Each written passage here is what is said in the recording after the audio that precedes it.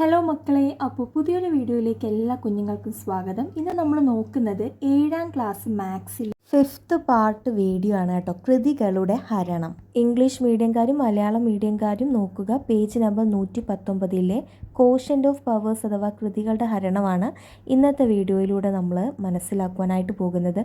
എല്ലാ കുഞ്ഞുങ്ങളും ശ്രദ്ധിച്ചിരിക്കുക. സംശയമുള്ളത് കമൻറ്റ് സെക്ഷനിലൂടെ അറിയിക്കുക.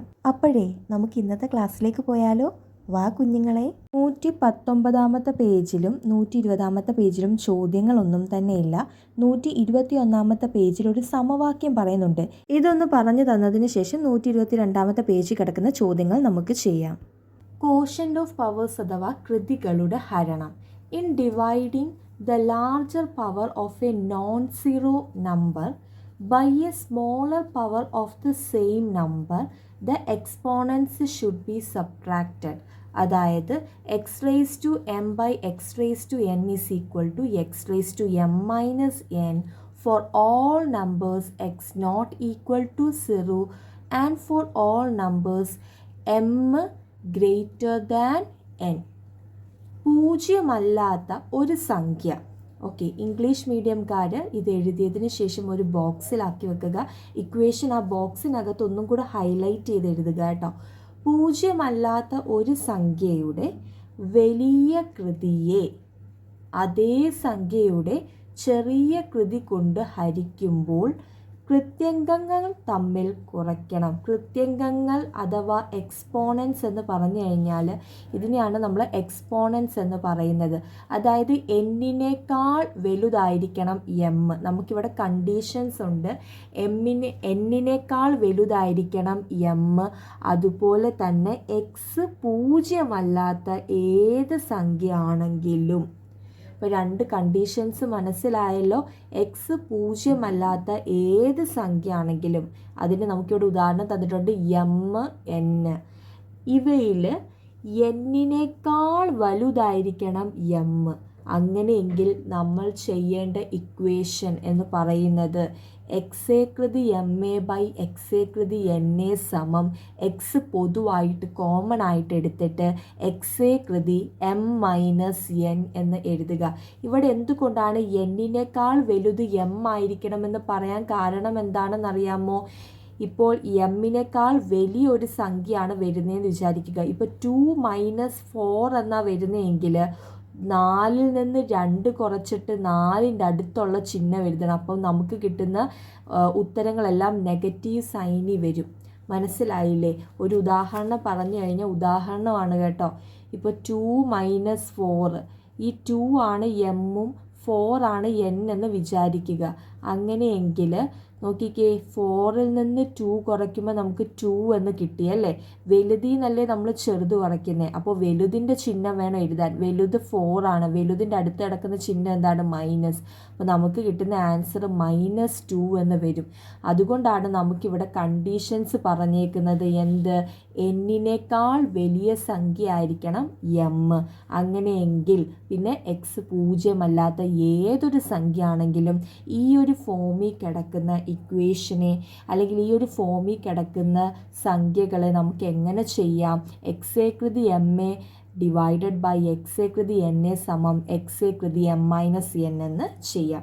ഇനി നമുക്ക് പേജ് നമ്പർ 122 ഓരോ ചോദ്യങ്ങളായിട്ട് ചെയ്യാം. Page number 122. മലയാളം മീഡിയംകാർ മലയാളം എഴുതുക, ഇംഗ്ലീഷ് മീഡിയംകാർ ഇംഗ്ലീഷ് കണ്ടെഴുതുക കേട്ടോ. ഇവിടെ കൊടുത്തിരിക്കുന്ന ഈ ഒരു നോട്ട് ഇംഗ്ലീഷ് മീഡിയംകാർ എഴുതുക. ഇംഗ്ലീഷ് മീഡിയംകാർക്ക് മലയാളം അങ്ങോട്ട് മനസ്സിലാക്കണമെന്നുണ്ടെങ്കിൽ ഈ മലയാളം കൂടെ എഴുതി വെച്ചോ. മലയാളം മീഡിയംകാർ മലയാളം എഴുതി വെക്കുക കേട്ടോ. പേജ് നമ്പർ 122 ചോദ്യങ്ങളാണ് ഇനി നമ്മൾ ഇന്നത്തെ വീഡിയോ സെഷനിലൂടെ നമ്മൾ ചെയ്യുവാനായിട്ട് പോകുന്നത്. അപ്പോൾ ചെയ്താലോ മക്കളെ?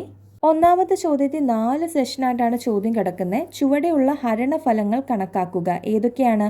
ഫസ്റ്റ് ക്വസ്റ്റ്യൻ 512 ഹരണം 64. 512 ഹരണം 64 ഈ ഒരു ചോദ്യമാണ് നമ്മൾ ചെയ്യാനായിട്ട് പോകുന്നത്. അപ്പോൾ ഇവിടെ സ്ഥലം ഇല്ലാത്തത് കൊണ്ട് ഞാൻ നെക്സ്റ്റ് പേജിൽ ഈ ഒരു ചോദ്യം ചെയ്ത് കാണിക്കാം.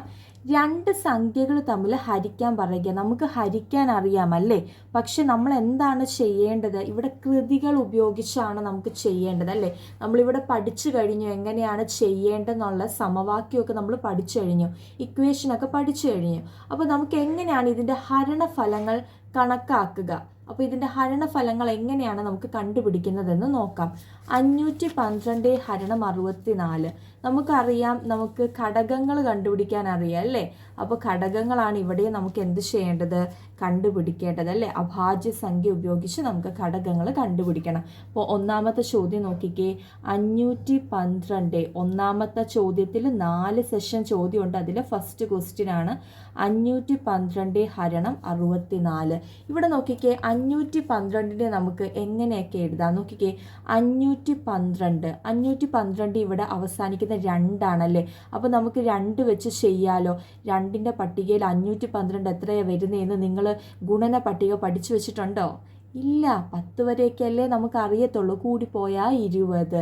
അപ്പോൾ ഇതെങ്ങനെ നമ്മൾ കണ്ടുപിടിക്കും? ഒന്നുകിൽ സൈഡിലോട്ട് ഹരിച്ച് നോക്കുക, 512നെ 2 കൊണ്ട് ഹരിച്ച് നോക്കുക. അല്ലാന്നുണ്ടെങ്കിൽ ഇങ്ങനെ ഈ 2 സംഖ്യ വെച്ച് ഹരിച്ച് ചെയ്യുക. കഴിഞ്ഞ ക്ലാസ്സുകളിൽ ഇതെങ്ങനെയാണ് ചെയ്യുന്നതെന്ന് ഞാൻ വ്യക്തമായിട്ട് പറഞ്ഞു തന്നിട്ടുള്ളതാണ്. അപ്പോൾ 512നെ 2 കൊണ്ട് ഹരിക്കുമ്പം 256 എന്ന് വരും. 256നെ നമുക്ക് വീണ്ടും 2 വെച്ച് തന്നെ ചെയ്യാം. 128 ഗുണം 2 ആണ് 256 വരുന്നത് കേട്ടോ. ഈ 128ഉം 2ൻ്റെ പട്ടികയിൽ തന്നെ ഉണ്ട്. 64 ഗുണം 2 ആണ് 128. ഇതിനെ നമുക്ക് വേറൊരു രീതി ചെയ്യാം. ഒന്നുകിൽ 128നെ 2 കൊണ്ട് സൈഡിലോട്ട് ഹരിച്ച് നോക്കുക. അല്ലാന്നുണ്ടെങ്കിൽ എന്ത് ചെയ്താൽ മതി? 2ൻ്റെ പട്ടിക നിങ്ങൾക്കറിയാം 6 ഗുണം 2 ആണ് 12 എന്ന്. അപ്പോൾ ഇവിടെ 6 എഴുതി. പിന്നെ 2ൻ്റെ പട്ടികയിൽ 8 വരുന്നത് 4 ഗുണം 2 അല്ലേ. അപ്പോൾ 64 എന്ന് വന്നില്ലേ. അതാ ഞാൻ പറഞ്ഞേ, ഈ രീതിയിലും വേണേ ചെയ്യാം, അല്ലെങ്കിൽ സൈഡിൽ ഹരിച്ചിട്ടങ്ങ് ചെയ്താലും മതി. 64 എന്ന സംഖ്യയും 2ൻ്റെ പട്ടികയിൽ വരുന്നുണ്ട്. 32 ഗുണം 2 ആണ് 64 വരുന്നത്. 32ഉം വരുന്നുണ്ട് 2ൻ്റെ പട്ടികയിൽ അല്ലേ. 16 ഗുണം 2 അല്ലേ 32 വരുന്നത്. 16 2ൻ്റെ പട്ടികയിൽ വരുന്നുണ്ട്. 8 ഗുണം 2 ആണ് 16. 8ഉം 2ൻ്റെ പട്ടികയിൽ വരുന്നുണ്ടല്ലേ. അപ്പോൾ 2ൻ്റെ പട്ടികയിൽ എത്രയാണ് 8 വരുന്നത്? 4 ഗുണം 2 ആണ് 8 വരുന്നത്. 4ഉം 2ൻ്റെ പട്ടികയിലുണ്ട്. എത്ര? 2 ഗുണം 2, 2 ഗുണം 2 4. അങ്ങനെയെങ്കിൽ നമ്മളിവിടെ 512 ചെയ്തപ്പോൾ നമുക്കിവിടെ എത്ര 2 ആണ് വന്നത്? 1, 2, 3, 4, 5, 6, 7, 8, 9.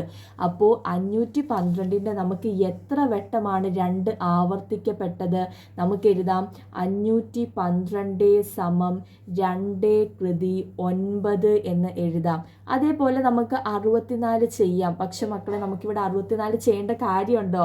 ഇല്ല. കാരണം ദാണ്ട നോക്കിക്കേ, 64 ഓൾറെഡി നമ്മളിവിടെ കണ്ടുപിടിച്ചിട്ടുണ്ടല്ലേ. ഇവിടെ മുതൽ താഴോട്ട് നോക്കിയാൽ പോരെ 64ൻ്റെ. അങ്ങനെയെങ്കിൽ 64ൽ എത്ര 2 ആണ് ആവർത്തിക്കപ്പെട്ടിരിക്കുന്നത്? 1, 2, 3, 4, 5, 6. 6 വട്ടമാണ് എന്ത് ചെയ്തിരിക്കുന്നത്? 64 ആവർത്തിക്കപ്പെട്ടിരിക്കുന്നത്. അപ്പോൾ നമുക്ക് 64നെ 2 കൃതി 6 എന്ന് എഴുതാം. ഇനി നമുക്കറിയാം, നമ്മളോട് ഇവിടെ ചോദ്യം എന്താ ചോദിച്ചേക്കുന്നത്? ഇതിൻ്റെ ഹരണഫലങ്ങൾ കണക്കാക്കുക. നമ്മളിതിനെ ഹരിക്കണം അല്ലേ. അപ്പോൾ 512നെ 64 കൊണ്ട് ഹരിക്കണം. അങ്ങനെയെങ്കിൽ നമുക്കറിയാം 512ന് നമുക്ക് എത്ര കിട്ടിയത്? 2 കൃതി 9. 64ന് നമുക്ക് എത്രയാണ് കിട്ടിയത്? 2 കൃതി 6. ഇതിപ്പോൾ ഏത് മോഡൽ കിടക്കുകയാണ്? എക്സ് എ കൃതി എം എ ബൈ എക്സ് എ കൃതി എൻ എന്ന നമ്മൾ നേരത്തെ പഠിച്ച ആ ഒരു ഇക്വേഷൻ മോഡലിലാണ് കിടക്കുന്നത് അല്ലേ. അപ്പം ഈ ഒരു ഇക്വേഷൻ വന്നു കഴിഞ്ഞാൽ നമ്മൾ എങ്ങനെയായിരുന്നു ചെയ്യേണ്ടത്? എക്സ് എ കൃതി എം എ ബൈ എക്സ് എ കൃതി എൻ എ സമം എക്സ് എ കൃതി എം മൈനസ് എൻ അല്ലേ. ഇംഗ്ലീഷ് മീഡിയംകാർക്ക് പറയുകയാണെങ്കിൽ x raise to m divided by x raise to n is equal to x raise to M minus N. അങ്ങനെയെങ്കിൽ നമുക്കിതിനെ എങ്ങനെ എഴുതാം? ആ ഇക്വേഷനും കൂടെ ഒന്ന് എഴുതി വെച്ചേക്കാം അല്ലേ. X raise to M by x raise to N, x എ കൃതി എം എ ബൈ എക്സ് എ കൃതി N is equal to x raise to M minus N, x എ കൃതി എം മൈനസ് എൻ. അങ്ങനെയെങ്കിൽ 2 കോമൺ ആയിട്ട് എടുത്തിട്ട് 9 - 6 എന്ന് എഴുതാം. 9 6 കുറച്ച് എത്രയാണ് മക്കളെ കിട്ടുന്നത്? 2 കൃതി 3 എന്ന് വരും അല്ലേ? ഈ 3 എന്ന് പറഞ്ഞാൽ എത്ര വട്ടം ആവർത്തിക്കപ്പെട്ടു എന്നാണ് അർത്ഥം. അങ്ങനെയെങ്കിൽ ഇവിടെ എത്ര വട്ടം 2 ഗുണിക്കണം? 3 വട്ടം 2 ഗുണിക്കണം. 2 ഗുണം 2 ഗുണം 2, 2 ഗുണം 2 4, 4 ഗുണം 2 8. അങ്ങനെയെങ്കിൽ 512നെ 64 കൊണ്ട് ഹരിക്കുമ്പം നമുക്ക് എത്ര കിട്ടും? 8 എന്ന് കിട്ടും. വളരെ സിമ്പിള് ചോദ്യമാണ്. ഇതേ മോഡലാണ് ഒന്നാമത്തെ ചോദ്യത്തിൽ ബാക്കി 2ാമത്തെ സെഷൻ, 3ാമത്തെ സെഷൻ, 4ാമത്തെ സെഷൻ ചോദ്യം ചെയ്യേണ്ടത്. അതാണ്ട് ഈ ചോദ്യങ്ങളെല്ലാം ഇപ്പോൾ ഞാൻ പറഞ്ഞു തന്നിരിക്കുന്ന മോഡലിലാണ് ചെയ്യേണ്ടത്. അപ്പോൾ നമ്മൾ ഒന്നാമത്തെ ചെയ്തു അല്ലേ? ഇനി 2ാമത്തെ ചോദ്യം നോക്കിയാലോ? 3125നെ 125 കൊണ്ട് ഹരിക്കണം. ഇതിൻ്റെ ഹരണഫലങ്ങളാണ് നമുക്ക് നോക്കേണ്ടത്. എന്ത് ചെയ്താൽ മതി? നമ്മൾ ഇതുപോലെ അഭാജ്യ സംഖ്യ ഉപയോഗിച്ച് ഘടകങ്ങൾ കണ്ടുപിടിക്കുക അല്ലേ? ഘടകങ്ങൾ കണ്ടുപിടിക്കുക. അതിനുശേഷം ഇതേ മോഡല് നമ്മൾ ചെയ്യുക. അങ്ങനെയെങ്കിൽ ക്വസ്റ്റ്യൻ എഴുതിക്കോ. 3125 ഹരണം 125. നോക്കിക്കേ, 3125 സമം 3125. ഇവിടെ 4 അക്ക സംഖ്യയാണ്. അവസാനിക്കുന്നത് 5-ലാണ് അല്ലേ? നമുക്ക് 5 വെച്ചൊന്ന് ചെയ്ത് നോക്കിയാൽ, 5 ഒരു അഭാജ്യ സംഖ്യ ആണല്ലോ. അപ്പോൾ 5 വെച്ച് ചെയ്ത് നോക്കുമ്പോൾ നിങ്ങൾക്ക് അറിയത്തില്ലെങ്കിൽ എന്ത് ചെയ്താൽ മതി? സൈഡിലോട്ട് 3125നെ 5 കൊണ്ട് ഹരിച്ചാൽ മതി. നമുക്ക് 625 എന്ന് കിട്ടും കേട്ടോ. 625 ഗുണം 5 3125. 625നെ നമുക്ക് വീണ്ടും 5 വെച്ച് ചെയ്യാം. അപ്പോൾ നമുക്ക് 125 എന്ന് കിട്ടും. വീണ്ടും നമ്മൾ 5 വെച്ച് ചെയ്യാം. അപ്പോൾ 5 വെച്ച് ചെയ്യുമ്പോൾ നമുക്ക് 25 ഗുണം 5 125 വരുന്നത്. 25 വീണ്ടും 5ൻ്റെ പട്ടികയിലുണ്ട്. 5 ഗുണം 5 25. അങ്ങനെയെങ്കിൽ 3125ൽ എത്ര വട്ടം ഇവിടെ 5 ആവർത്തിക്കപ്പെട്ടു? 1 2 3 4 5 അല്ലേ? അപ്പോൾ നമുക്ക് ഇവിടെ 5 കൃതി 5 എന്ന് 3125ൻ്റെ എഴുതാം. ഇനി 125ൻ്റെയാണ് നമുക്ക് കണ്ടുപിടിക്കേണ്ടത്. 125ൻ്റെ നോക്കിക്കേ മക്കളെ, ഇവിടെ ഓൾറെഡി 125ൻ്റെയും കിടപ്പുണ്ട്. എത്രയാണ്?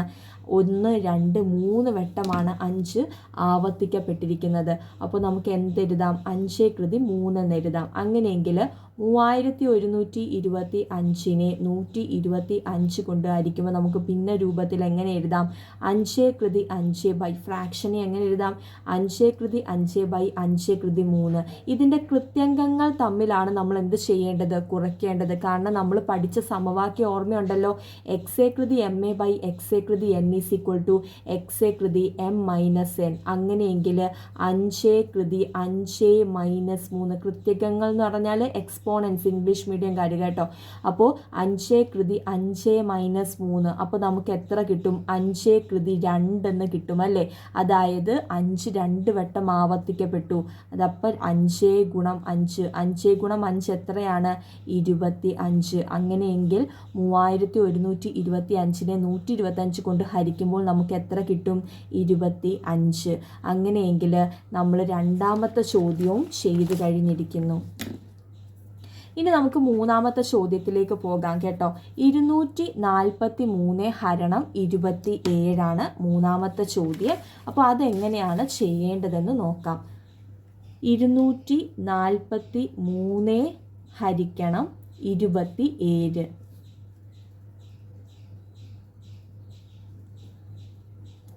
നോക്കിക്കേ, 243നെ നമുക്ക് എങ്ങനെ എഴുതാം? ഇവിടെ നോക്കിക്കേ, അവസാനിക്കുന്നത് 3 അല്ലേ? അപ്പോൾ നമുക്ക് 3ൻ്റെ വെച്ച് ചെയ്യാം. ചെയ്തൂടെ? 81 ഗുണം 3 243 വരുന്നത്. വീണ്ടും നമുക്ക് 3 വെച്ച് ചെയ്യുമ്പോൾ 27 ഗുണം 3 81 വരുന്നത്.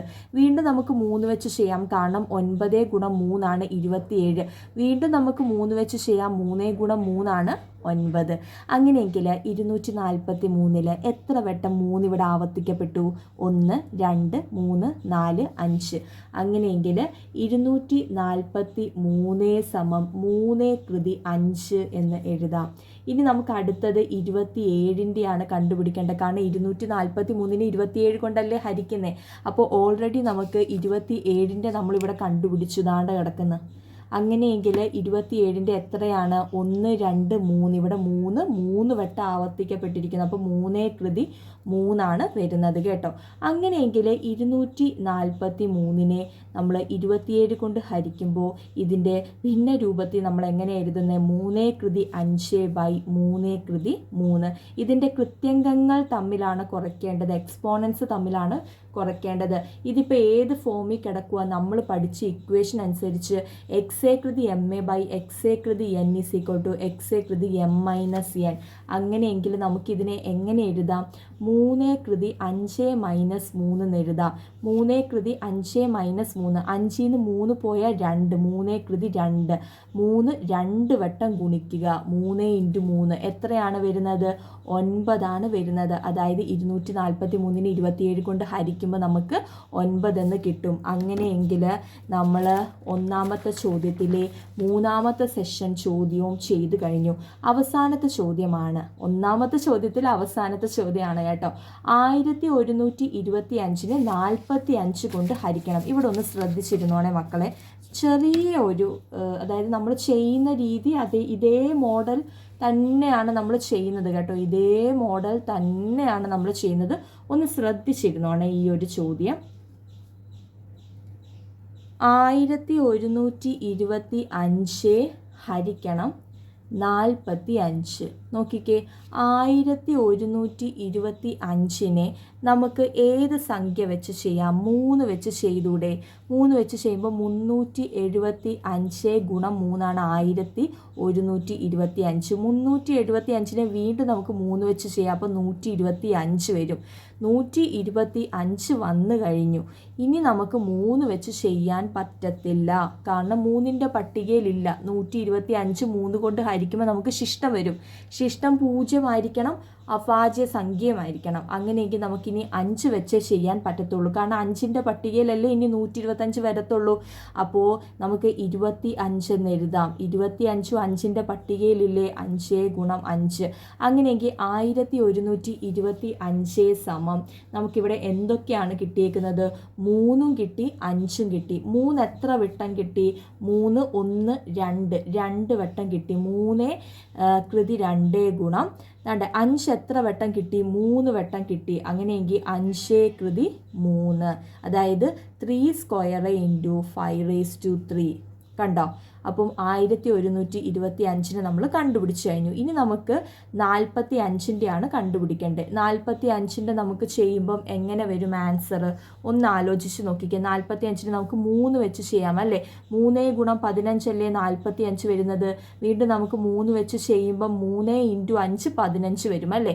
അങ്ങനെയെങ്കിൽ ഇവിടെ 45-ൽ 3 ഇവിടെ എത്ര വട്ടം ആവർത്തിക്കപ്പെട്ടു? 2 വട്ടം. അങ്ങനെയെങ്കിൽ 45 സമം 3/2 എന്ന് എഴുതാം. 3/2 ഗുണം 5 ഒരു വട്ടമല്ലേ ആവർത്തിക്കപ്പെട്ടിരിക്കുന്നത്. അപ്പോൾ 5/1. 5 എന്ന് മാത്രം എഴുതിയാലും കുഴപ്പമില്ല. ഈ ഒരു 1 എഴുതിയെന്ന് പറഞ്ഞാലും ഒരു കുഴപ്പമില്ല. എൻ്റെ ഒരു അഭിപ്രായത്തിൽ ഞാൻ പറയുകയാണെങ്കിൽ നിങ്ങൾ 1 എഴുതുക. മനസ്സിലായില്ലേ? നമ്മൾ ഓരോ കാര്യവും നമ്മൾ മനസ്സിലാക്കി തന്നെ ചെയ്യുക. അപ്പോൾ 5/1 തന്നെ എഴുതുക. കാരണം എന്താ? 5 ഒരു വട്ടമേ ഇവിടെ ആവർത്തിച്ചിട്ടുള്ളൂ. ഒരു വട്ടമേ ഉള്ളൂ, 5 ഉള്ളൂ. ഓക്കെ, ഇനി നമ്മൾ നേരത്തെ ചെയ്ത അതേപോലെ തന്നെ എഴുതുക. 1125 ഹരണം 45. നമുക്ക് ഇതിനെ ഭിന്ന രൂപത്തിൽ എഴുതുമ്പോൾ എങ്ങനെയാണ്? 1125-ൻ്റെ എന്തൊക്കെ കിട്ടിയിട്ടുണ്ട്? 3/2 ഗുണം 5/3 3/45-ൻ്റെ എന്താണ് കിട്ടിയത്? 3/2 ഗുണം 5/1. ഇവിടെ ശ്രദ്ധിച്ചേ, മുകളിലും താഴെയും ഒരുപോലെ സംഖ്യകൾ വന്നു കഴിഞ്ഞാൽ നമ്മൾ എന്ത് ചെയ്യണം? അതിനെ വെട്ടണം. അങ്ങനെയെങ്കിൽ 3/2 3/2 നമ്മൾ വെട്ടും. കാരണം എന്താണ്? ഒരുപോലെ വന്നു. പിന്നെ ഇപ്പോൾ ബാക്കി ആരൊക്കെയാണുള്ളത്? 5/3/5/1. ഇതിപ്പോൾ XA/MA/XA/N എന്ന ഫോമിൽ വന്നില്ലേ? അപ്പോൾ XA/M-N 5/3 -1 5/2 എന്ന് വരും അല്ലേ? 3 ൽ നിന്ന് 1 കുറച്ച എത്ര? 2. അതായത് 5 5 2 വട്ടം ആവർത്തിക്കപ്പെട്ടു. 5 × 5 എത്രയാണ്? 25 എന്ന് ആൻസർ വന്നു. അതായത് 1125-നെ 45 കൊണ്ട് ഹരിക്കുമ്പോൾ നമുക്ക് കിട്ടുന്ന ആൻസർ 25. അങ്ങനെയെങ്കിൽ നോക്കിക്കേ മക്കളെ, നമ്മൾ 4ാമത്തെ ചോദ്യവും നമ്മൾ ചെയ്തു കഴിഞ്ഞു. 1ാമത്തെ ചോദ്യത്തിലെ 122ാമത്തെ പേജിലെ 1ാമത്തെ ചോദ്യത്തിലെ 4 സെഷൻ ചോദ്യങ്ങളുണ്ടായിരുന്നു. നമ്മളത് ചെയ്തു കഴിഞ്ഞു. ഇനി അതിലെ 2ാമത്തെ ചോദ്യത്തിലേക്ക് നമുക്ക് പോകാം. ഇത്രയും എല്ലാ കുഞ്ഞുങ്ങൾക്കും മനസ്സിലായെന്ന് വിശ്വസിക്കുന്നു. എല്ലാവരും പഠിച്ച് മനസ്സിലാക്കിയതിന് ശേഷം വേണം നോട്ട് കൃത്യമായിട്ട് എഴുതാൻ കേട്ടോ. മാത്സിൻ്റെ ബുക്കിൽ മാത്സ് മാത്രമേ എഴുതാവൂ കേട്ടോ. അതാകുമ്പോൾ എക്സാം സമയം ആകുമ്പോൾ എല്ലാം ഒന്ന് ഓടിച്ചിട്ട് നോക്കാം. ഇല്ലെങ്കിൽ ഒരുപാട് ഓടേണ്ടി വരും. അപ്പോൾ അതുകൊണ്ട് ഒരുപാട് ഓടാതെ വളരെ എളുപ്പത്തിൽ തന്നെ എക്സാം ടൈമിലൊക്കെ നിങ്ങൾക്ക് ജസ്റ്റ് ഒന്ന് റിവൈസ് ചെയ്യാൻ ഈ നോട്ടുകൾ നിങ്ങളെ ഒരുപാട് ഉപകരിക്കപ്പെടും. 2ാമത്തെ ചോദ്യത്തിൽ 2 സെഷനായിട്ടാണ് ചോദ്യം കിടക്കുന്നത്. ഫസ്റ്റ് സെഷൻ 2 കൃതി 10ൻ്റെ പകുതിയെ 2ൻ്റെ കൃതിയായിട്ട് എഴുതുക. Write half of 2⁻10 as a power of 2. അതായത് 2 കൃതി 10ൻ്റെ പകുതി എന്ന് പറയുന്നത് നമ്മൾ എങ്ങനെയാണ് എഴുതുന്നത്? നോക്കിക്കേ, 2⁻10ൻ്റെ ഹാഫ് അഥവാ പകുതിയെ നമ്മൾ 1/2 എന്നാണ് എഴുതുന്നത്. നിങ്ങൾക്കറിയാലോ 1/2നെയാണ് നമ്മൾ ഹാഫ് അഥവാ പകുതി എന്ന് പറയുന്നത് അല്ലേ? ഓക്കെ, 2 കൃതി 10ൻ്റെ പകുതിയെ 2ൻ്റെ കൃതിയായിട്ട് എഴുതണം. അതായത് 2 കൃതി 10ൻ്റെ പകുതിയെ വേണം എന്ത് ചെയ്യാൻ? 2ൻ്റെ കൃതിയായിട്ട് എഴുതാൻ. Write half of 2⁻10 as a power of 2. ശ്രദ്ധിച്ച് നോക്കിക്കോ, 2⁻10 × 1/2 അല്ലേ? 2 കൃതി 10ൻ്റെ പകുതിയെ 2ൻ്റെ കൃതിയായിട്ട് എഴുതാനല്ലേ പറഞ്ഞേക്കുന്നത്. അപ്പോൾ എന്ത് ചെയ്യുക? 2 കൃതി 10 × ഹാഫ് അഥവാ പകുതി 1/2 ഈസ് ഈക്വൽ ടു, നോക്കിക്കേ, 2 കൃതി 10 × 1 എന്ന് പറഞ്ഞാൽ എത്രയാണ്? 2 കൃതി 10 തന്നെയാണ്. ബൈ 2ൻ്റെ ഇവിടെ എന്തെങ്കിലും ഉണ്ടോ ഗുണിക്കാനില്ല. അപ്പോൾ ഈ 2 അതുപോലെ എഴുതുക. മനസ്സിലാവുന്നുണ്ടോ? 2 കൃതി 10 × 1 എന്ന് പറഞ്ഞാൽ 2 കൃതി 10 തന്നെ അല്ലേ? ഏതൊരു സംഖ്യ 1 കൊണ്ട് ഗുണിച്ചാലും ആ സംഖ്യ തന്നെ അല്ലേ കിട്ടുന്നത്. ബൈ ഈ 2 നമ്മൾ അതുപോലെ എടുത്ത് എഴുതി. ഇനി നോക്കിക്കേ, ഇത് ഏത് ഫോമിലാണ് കിടക്കുന്നത്? എക്സ് എ കൃതി എം എ ബൈ എക്സ് എ കൃതി എൻ. ഇവിടെ എക്സ് എ കൃതി എൻ ഉണ്ടോ? ഞാൻ പറഞ്ഞു, ഒരാൾ വെറുതെ കിടക്കുകയാണെങ്കിൽ അതിൻ്റെ തലയ്ക്ക് മുകളിൽ ആരുണ്ട്? ഒരു 1 ഉണ്ട്. അപ്പോൾ ഞാൻ ആ ഇക്വേഷൻ സൈഡിലോട്ടൊന്ന് എഴുതി വെച്ചേക്കാം. എക്സ് എ കൃതി, അതായത് ഇത് ഏത് ഫോമിലാണ്? എക്സ് എ കൃതി എം എ ബൈ എക്സ് എ കൃതി എൻ. ഇതിനെ നമ്മൾ എങ്ങനെ എഴുതും? എക്സ് എ കൃതി എം മൈനസ് എൻ. അങ്ങനെയെങ്കിൽ എന്താണ്? 2 കൃതി 10 മൈനസ് 1. അപ്പോൾ എത്രയാണ്? 2 കൃതി 10 ന്ന് 1 കുറച്ചാൽ എത്രയാണ് മക്കളെ കിട്ടുന്നത്? 2 കൃതി 9. അതായത് 2 9 വട്ടം ഗുണിക്കണം. അപ്പോൾ നമുക്ക് കിട്ടുന്ന ആൻസർ 512 ആണ് കേട്ടോ. ഇവിടെ നമ്മൾ ഇതാണ് ആൻസർ ആയിട്ട് വരേണ്ടത്. കാരണം 2ൻ്റെ കൃതിയായിട്ട് എഴുതാനാണ് പറഞ്ഞേക്കുന്നത്. അതായത് 2 കൃതി 10ൻ്റെ പകുതി 2ൻ്റെ കൃതിയായിട്ട് എഴുതുക. അതായത് 2 കൃതി 9 കേട്ടോ. പിന്നെ ചില കൃതികളൊക്കെ പഠിച്ചു വെക്കുന്നത് എന്തുകൊണ്ടും നല്ലതാണ്. 2 കൃതി 9 എന്ന് പറഞ്ഞാൽ 2 9 വട്ടം ഗുണിക്കുമ്പോൾ നമുക്ക് 512 എന്ന് വരും. 2 കൃതി 10 എന്ന് പറഞ്ഞാൽ 2 10 വട്ടം ഗുണിക്കുമ്പോൾ നമുക്ക് കിട്ടുന്നത് 1024 ആണ്. നമ്മൾ 1 മുതൽ 10 വരെ ഗുണന പട്ടിക പഠിച്ചിട്ടില്ല. അതുപോലെ ഈ കൃതികൾ വെച്ചിട്ടും പഠിച്ചു കഴിഞ്ഞാൽ അത്രയും നല്ലതാണ്. അല്ലാന്നുണ്ടെങ്കിൽ നിങ്ങൾ ആ ഒരു പരീക്ഷാ സമയത്ത് ജസ്റ്റ് ഇരുന്ന് ഗുണിച്ച് സമയം കളയേണ്ടി വരും. അപ്പോൾ ഇതാണ് അതിൻ്റെ ആൻസർ. അപ്പോൾ ഈ ക്വസ്റ്റ്യൻ നിങ്ങൾക്ക് മനസ്സിലായല്ലോ മക്കളെ. ഈ വീഡിയോ സെഷനിലെ 2ാമത്തെ ചോദ്യത്തിലെ 2ാമത്തെ സെഷൻ ചോദ്യവും കൂടെ കഴിഞ്ഞു കഴിഞ്ഞാൽ നമ്മുടെ ഈ ഒരു ഭാഗം തീരും. അടുത്ത ഒരു പാർട്ട് വീഡിയോ, അതായത് പാർട്ട് 6 വീഡിയോയിലൂടെ നമ്മൾ ഈ ഒരു പാഠം അവസാനിപ്പിക്കുകയാണ് കേട്ടോ. അപ്പോൾ നമുക്ക് ഈ വീഡിയോ സെഷനിലെ 2ാമത്തെ ചോദ്യത്തിലെ 2ാമത്തെ സെഷൻ ചോദ്യത്തോടു കൂടി നമ്മൾ ഇന്നത്തെ ഭാഗം അവസാനിപ്പിക്കുകയാണ്. 3 കൃതി 12ൻ്റെ 1/3 ഭാഗത്തിനെ 3ൻ്റെ കൃതിയായിട്ട് എഴുതുക. നേരത്തെ ചെയ്ത അതേ മോഡൽ കണക്ക്. Write 1/3 of 3⁻12 as a power of 3. നമ്മൾ 2 കൃതി 10ൻ്റെ പകുതി 2ൻ്റെ കൃതിയായിട്ട് എഴുതാൻ നേരത്തെ ഒരു ചോദ്യം ചെയ്തില്ലേ? അതേ മോഡൽ തന്നെയാണ് കേട്ടോ. നോക്കിക്കേ, 3 കൃതി 12ൻ്റെ 1/3 ഭാഗത്തിന് 3ൻ്റെ കൃതിയായിട്ട് എഴുതുക. അപ്പോൾ 3 കൃതി 12 നമ്മൾ അതേപോലെ എഴുതി. അതിൻ്റെ പകുതിയെ നല്ല പറഞ്ഞേക്കുന്നത് അല്ലേ? ഇവിടെ എത്താണ് പറഞ്ഞേക്കുന്നത്? 1/3 ഭാഗത്തിനെ മൂന്നിലൊരു ഭാഗം എന്ന് പറഞ്ഞാൽ നമ്മൾ എങ്ങനെ എഴുതുന്നേ 1/3. 1/3 എന്ന് പറഞ്ഞാൽ എങ്ങനെ 1/3 അല്ലേ. 3/12 ഗുണം 1/3 സമം നമ്മൾ എങ്ങനെ എഴുതും? 3/12 ഗുണം 1 എന്ന് പറഞ്ഞാൽ 3/12 തന്നെ. 3 അതേപോലെ എഴുതുക. 3 ഇവിടെ വെറുതെ കിടക്കുമല്ല. 3ൻ്റെ തലയ്ക്ക് എപ്പോഴും എന്ത് കാണും? ആരും ഇല്ലേൽ ഒരു 1 കാണും അല്ലേ. അങ്ങനെയെങ്കിൽ ഇത് ഏത് ഫോമിലാണ് കിടക്കുന്നത്? XA/MA/XA/N. XA/MA/XA/N എന്ന് പറഞ്ഞാൽ അതിൻ്റെ ആൻസർ എന്താണ്? XA/M-N. കൃത്യംഗങ്ങൾ തമ്മിൽ കുറയ്ക്കണം അല്ലേ. ഓക്കെ, അങ്ങനെയെങ്കിൽ നമ്മൾ എന്ത് ചെയ്യുക? 3/12 - 1 എന്ന് എഴുതുക. അതായത് 3/11 എന്ന് ആൻസർ കിട്ടും. ഇവിടെ കൃതിയായിട്ട് കണ്ടുപിടിച്ചാൽ മതി. അതുകൊണ്ട് നമുക്ക് ഇത്രയും ചെയ്ത് നിർത്താം. അപ്പോൾ എല്ലാ കുഞ്ഞുങ്ങൾക്കും ഇന്നത്തെ ഭാഗത്തിലെ എല്ലാ ചോദ്യങ്ങളും മനസ്സിലായെന്ന് വിശ്വസിക്കുന്നു. നന്നായിട്ട് മനസ്സിലായിട്ട് നോട്ടൊക്കെ എഴുതുക. എന്തെങ്കിലും ഡൗട്ട് ഉണ്ടെന്നുണ്ടെങ്കിൽ കമൻറ്റ് സെക്ഷനിലൂടെ അറിയിക്കുക. നോട്ട് കൃത്യമായിട്ട് എഴുതിയെടുക്കുക.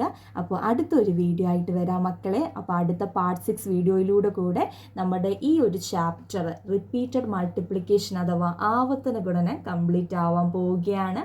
അപ്പോൾ അടുത്ത പാർട്ട് 6 വീഡിയോയിലേക്ക് നമുക്ക് കാണാം. ബൈ മക്കളെ.